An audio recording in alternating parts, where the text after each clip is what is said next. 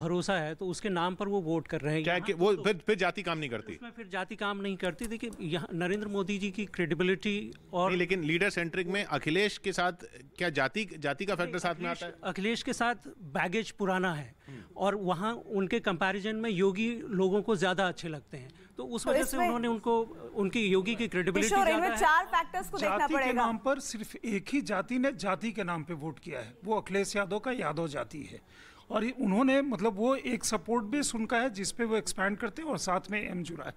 बाकी अगर देखेंगे तो वो इश्यूज पे वोट किया है।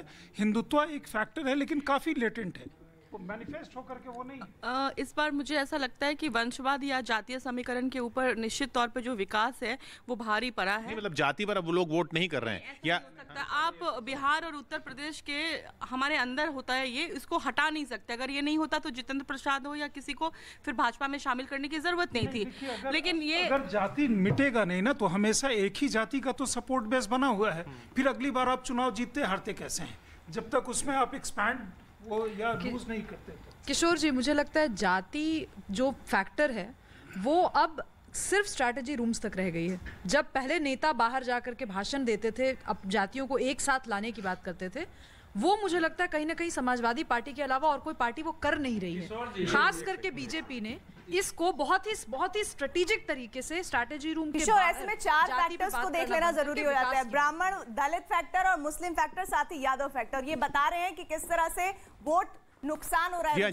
जहां पर यादव फैक्टर जो देख रहे हैं ना आप, जहां पे यादव समुदाय के लोग ज्यादा निर्णायक भूमिका में हैं, वहां समाजवादी पार्टी को जरूर सीटें बढ़ी हैं, लेकिन बाकी जगह इस तरह का फैक्टर नहीं चल रहा। बल्कि जी किशोर, ये सच है कि उत्तर प्रदेश में जातिवाद की जड़ें बहुत गहरी है, लेकिन इसका श्रेय यही जा रहा है इस चीज को तोड़ने के लिए कि 5 साल पूरा कार्यकाल योगी आदित्यनाथ जी के नेतृत्व में होता है। और दूसरी बात कि कोई इसमें ऐसी घटना या मंत्री जो घोटाले में बाहर आए, ये नहीं हो पा। ये जाति पे वोट पड़ रहा है कि नहीं पड़ रहा? जाति पर भी वोट पड़ रहा है। अगर यादव समाजवादी पार्टी के, वो कह रहे हैं जैसे संजय जी ने कहा कि यादव जाति में तो पड़ रहा है। बता रहा हूँ ना, यादव अगर समाजवादी पार्टी के साथ लामबंद हुए हैं, उसी तरह से राजपूत और बनिए और कायस्थ, ये खास तौर से पूरी 80 से 90% बीजेपी के लामबंद हुए।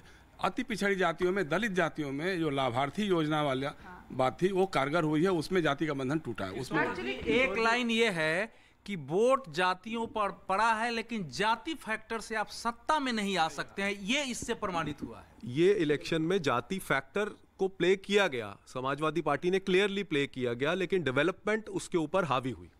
किशोर भाई, जब मैं वोट करने जाता हूं तो दिमाग में ये भी रहता है कि मेरी जाति क्या है, विकास क्या हुआ है, मुख्यमंत्री कौन है। मेरे ख्याल से मल्टी वेरिएबल इक्वेशन में जाति भी एक है, लेकिन वो जाति कितने परसेंटेज वेटेज दे रहा हूँ वो कम होता जा रहा है धीरे धीरे। किशोर, जो नई जनरेशन है, यूथ जो है, वो इस तरह नहीं सोचता है जिस तरह पहले के पॉलिटिशियंस और पॉलिटिकल पार्टी सोचती थी। जो कास्ट डायनामिक चलता था वो अब नहीं चलता। इसीलिए मैं पहले भी कह रही थी, जो सोशल इंजीनियरिंग अखिलेश यादव ने कोशिश की करने की, यादव थे, यादव कंसोलिडेशन, और जो स्वामी प्रसाद मौर्य आए या दूसरे नेता उनके साथ आए, उसका वो कॉम्बिनेशन बना नहीं, वो नहीं बना। और पिछली बार उन्होंने मायावती के साथ अलायंस करके भी की थी। और इनफैक्ट इंक्रीजिंगली वो काम नहीं करेगा। कास्ट पॉलिटिक्स जो पिछले 30 साल का चल रहा है वो स्ट्रक्चर डिसमेंटल हो रहा है धीरे धीरे। जात पे वोट नहीं होता आप सर? देखिए, मैं इसके बारे में साफ नहीं कह सकता हूँ, लेकिन हाँ, आरती ने जो कहा वो इम्पोर्टेंट है कि नौजवान आज किस तरीके से सोचता है। वो पिछली बहुत सारी मान्यताएं तोड़ करके नए सिरे से सोच के वोट दे रहा है। क्योंकि बीएसपी सिर्फ 4 सीटों पर सिमट गई है। बीएसपी सिर्फ 4 सीटों पर सिमट गई। बीएसपी 4, कांग्रेस 4। हाँ। इसको मैं एक दूसरे तरीके से अगर कांग्रेस के 4 पे किसी को हैरानी नहीं है। हैरानी नहीं, मैं इसको दूसरे तरीके से अगर प्रेजेंट करूं, कांग्रेस का प्रियंका गांधी का एक नारा था, बेटी हूं लड़ सकती हूं, लड़की हूं लड़ सकती हूं। अगर इसका ओरिजिनल कॉपीराइट किसी के पास उत्तर प्रदेश में था तो वो मायावती के पास था। वो मतलब लड़की हूं, लड़ी और जीती। आज दोनों बराबर पे हैं। तो ओरिजिनल भी जो थी और दूसरा, पर उन्होंने महिला के नाम पे कभी लेकिन महिला, मैं ये कह रहा हूं कि महिला पूरा का पूरा, लेकिन अगर आप मायावती ने कभी महिला के नाम पे वोट नहीं मांगा, नहीं कहा, लेकिन कॉपीराइट तो उन्हीं के पास है। दूसरा, अगर किसी के पास कॉपीराइट होता तो स्मृति ईरानी के पास होता। तीसरे जो कॉपीराइट ले रही थी, मैं कह रहा हूं महिला का पूरा जो वो सपोर्ट बेस है। यार इस वक्त 11 बज रहे हैं और 11 बजने को हैं और बड़ी खबर ये कि उत्तर प्रदेश में 267 120 का स्कोर है, बहुत क्लियर मेजॉरिटी। 397 रुझान आ चुके हैं 403 में। बिल्कुल साफ हो चुकी है तस्वीर उत्तर प्रदेश की, बिल्कुल साफ हो चुकी है तस्वीर उत्तराखंड की।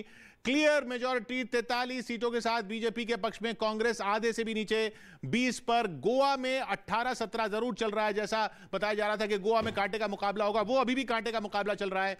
मणिपुर में 20 के साथ बहुत आगे बीजेपी, और पंजाब में स्वीप आम आदमी पार्टी की। अमीश हमारे साथ जुड़ रहे हैं। अमीश, जैसा एग्जिट पोल थे लगभग वैसा ही सब जगह।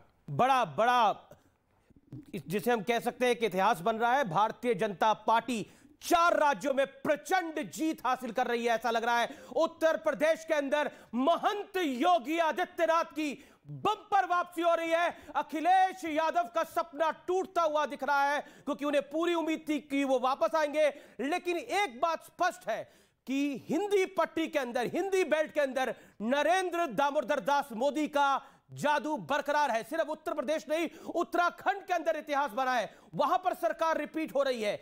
एक तरह से हम कह सकते हैं कि उत्तर प्रदेश, उत्तराखंड, जहां पर सरकारें रिपीट नहीं होती थी, 30 साल बाद, यानी 3 दशक बाद कोई मुख्यमंत्री वापस लौट के आ रहा है, योगी आदित्यनाथ। और मैं आपको यह कह सकता हूं कि गोरखपुर में जब मेरी योगी आदित्यनाथ से मुलाकात हुई थी, जब 7वें चरण का मतदान हो रहा था, तो उन्होंने बोला था कि मैंने मठ की तरह सरकार को चलाया है, जो स्वच्छ थी, जो जनता को समर्पित थी। और उसी जनता जनार्दन ने झोली भर दी है भारतीय जनता पार्टी की। उत्तर प्रदेश के अंदर जबरदस्त जीत भारतीय जनता पार्टी दर्ज कर रही है। लेकिन यहां पर जो इस चुनाव से सबसे बड़ी बात है, वो है कि जिस तरह से कांग्रेस के पास एक बड़ा राज्य बचा था, पंजाब, हालांकि छत्तीसगढ़ और राजस्थान है, लेकिन पंजाब के अंदर जबरदस्त जीत हासिल कर रही है आम आदमी पार्टी। यानी कुल मिलाकर गांधी को एक बहुत बड़ा झटका लग रहा है। और अब देखिए उत्तर प्रदेश के अंदर तो प्रियंका गांधी अमीश, इस बीच एक सबसे दिलचस्प आंकड़ा, ये बाकी तो आप बात बिल्कुल सही करें, कांग्रेस तीसरे नंबर पर आ गई है यूपी में, क्योंकि बीएसपी चौथे पे चली गई है। और देखिए अभी संजय बोल रहे थे और वो बात बड़ी इंटरेस्टिंग थी कि जिस तरह से मायावती ने चुनाव के दौरान कहा था कि आप सपा को वोट मत डालिएगा किसी भी कीमत के ऊपर। आप समझिए, इसका मतलब है कि जो बीएसपी का कैडर था, जो बीएसपी का एक बड़ा वोटर था, जो कि लाइन से वोट करता था हाथी पर, उसने भारतीय जनता पार्टी को वोट किया है। संतोष भारतीय है, फॉर्मर मेंबर ऑफ पार्लियामेंट है, शांतनु गुप्ता है, और साथ ही साथ अमिताभ सिन्हा हमारे पॉलिटिकल एडिटर, मैं सबसे बात करूंगा। लेकिन इंटरेस्टिंग बात यह है कि आम आदमी पार्टी की एक प्रचंड जीत हो रही है। और दूसरी बड़ी बात, उत्तर प्रदेश और उत्तराखंड के अंदर भारतीय जनता पार्टी की वापसी हो रही है। उत्तराखंड को लेकर तो एक बात कह सकते हैं कि जितने पोलस्टर थे उनका भी यह मानना था कि बड़ी कांटे की टक्कर रहेगी और कांग्रेस आगे रहेगी। कांग्रेस ने भूपेश बघेल, दीपिंदर हुडा, इन सबको वहां भेज भी दिया था स्टेशन करने के लिए, लेकिन कैलाश विजयवर्गीय ने वहां उतरते ये बोला था, मैं आया हूं तो सरकार तो बनी रही है, फिर तुम समझ लो। तो कुल मिलाकर उत्तराखंड के अंदर, लेकिन यहां पर सीएम, जो करंट सीएम है, सिटिंग सीएम है, वो स्ट्रगल थोड़ा कर रहे हैं जरूर अपनी कॉन्स्टिट्यूएंसी के अंदर। कभी 800 वोटों से पीछे हो जाते हैं, कभी 200 से आगे हो जाते हैं, काफी स्ट्रगल है। लेकिन एक बात हम कह सकते हैं जो कि सबसे महत्वपूर्ण है, पंजाब के अंदर तमाम दिग्गज जो है वो अपना चुनाव लगता है हार रहे हैं। इसमें कैप्टन भी है, इसमें प्रकाश सिंह बादल भी है,